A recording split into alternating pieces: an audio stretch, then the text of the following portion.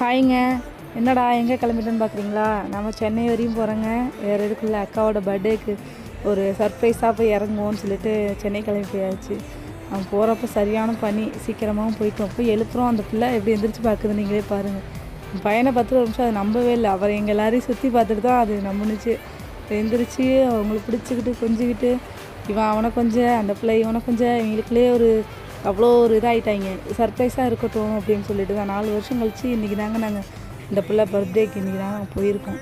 ரொம்ப ஜாலியாக இருந்துச்சு. நல்லா தூங்கி ரெஸ்ட்டெல்லாம் எடுத்து இருந்துச்சு. காலையிலே கிளம்பியாச்சு. கபாலீஸ்வரர் கோயிலுக்கு தான் கிளம்பி போனோம்.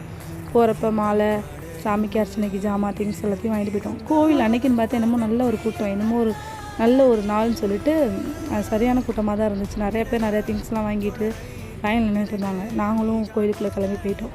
கோயிலுக்குள்ளே மொபைல் அலோடு கிடையாதுன்ட்டாங்க. இந்த 2 விளக்கும் பூஜைக்கு தேவையான ஜாமான்களும் வாங்கிட்டு போயிட்டோம். இந்த வீடியோ பிடிச்சிருந்தா மறக்காமல் லைக் பண்ணுங்கள்.